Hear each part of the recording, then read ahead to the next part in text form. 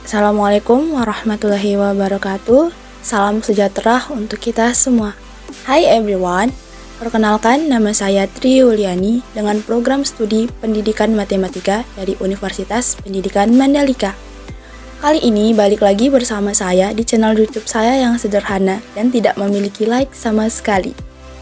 Baiklah, untuk mempersingkat waktu, kali ini saya akan membahas sebuah materi yang berjudul konsep perkembangan dalam konstelasi psikologi dan pendidikan.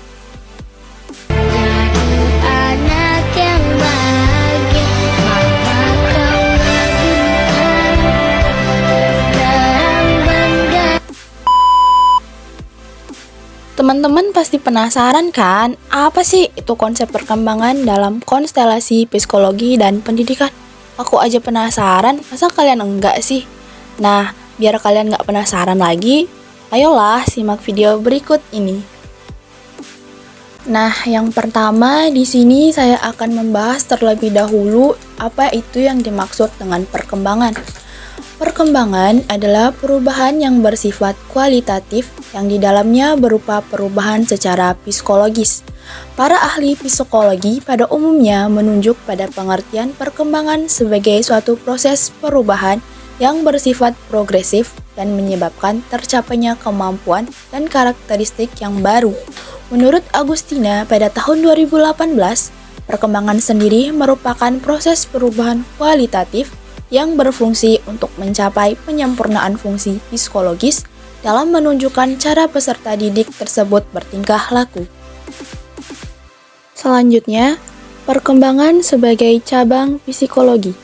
Secara umum, perkembangan diartikan sebagai suatu proses yang dialami oleh setiap individu yang bersifat kualitatif dan berhubungan dengan kematangan seseorang bila ditinjau dari perubahan progresif dan sistematis dalam dirinya. Sedikitnya, ada 4 istilah yang berdekatan bahkan saling terkait pengertiannya dengan istilah perkembangan, development. Yang pertama, perubahan, growth, yakni perubahan yang bersifat kuantitatif, baik perubahan secara alamiah maupun hasil belajar. Perubahan ini dapat dihitung dengan ukuran-ukuran tertentu. Yang kedua, kematangan, maturation, yaitu perubahan kualitatif fungsi psikofisik organisme. Dari tidak siap menjadi siap melakukan fungsinya, perubahan alamiahnya dan hasil belajar. Yang ketiga, belajar atau learning, yakni perubahan perilaku sebagai akibat pengalaman disengaja, bertujuan atau terarah, baik secara kualitatif maupun kuantitatif. Yang keempat atau yang terakhir, latihan, yaitu perubahan perilaku yang bersifat mekanistis dan lebih banyak menyentuh aspek psikomotor organisme sebagai akibat pengalaman, disengaja, bertujuan atau terarah, baik secara kuantitatif maupun kualitatif.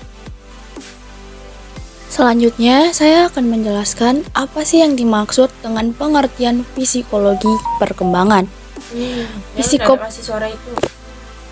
Nah, selanjutnya saya akan menjelaskan pengertian psikologi perkembangan.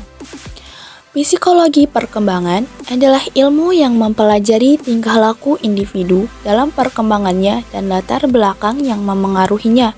Dalam ruang lingkup psikologi, ilmu ini termasuk psikologi khusus, karena psikologi perkembangan mempelajari kekhususan daripada tingkah laku individu. Menurut beberapa ahli, ada beberapa fase atau periodisasi psikologi perkembangan individu, yaitu yang pertama, periodisasi yang berdasar biologis. Yang kedua, periodisasi yang berdasar psikologis. Dan yang ketiga atau yang terakhir, periodisasi yang berdasar didaktif.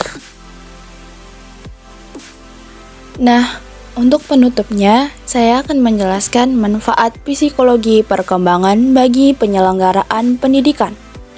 Dengan mempelajari psikologi, orang akan mengetahui fakta-fakta dan prinsip-prinsip mengenai tingkah laku manusia.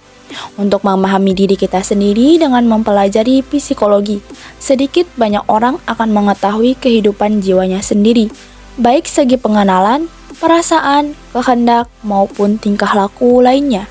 Ada beberapa manfaat mempelajari psikologi perkembangan, di antaranya yaitu yang pertama, untuk mengetahui tingkah laku individu itu sesuai atau tidak dengan tingkat usia atau perkembangannya.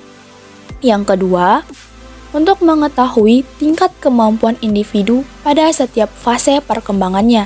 Yang ketiga, untuk mengetahui kapan individu bisa diberi stimulus pada tingkat perkembangan tertentu. Yang keempat, agar dapat mempersiapkan diri dalam menghadapi perubahan-perubahan yang akan dihadapi anak. Yang kelima, khusus bagi guru agar dapat memilih dan memberikan materi dan metode yang sesuai dengan kebutuhan anak. Yang terakhir, dapat mengetahui jiwanya dan memahami dirinya, itu maka orang dapat menilai dirinya sendiri.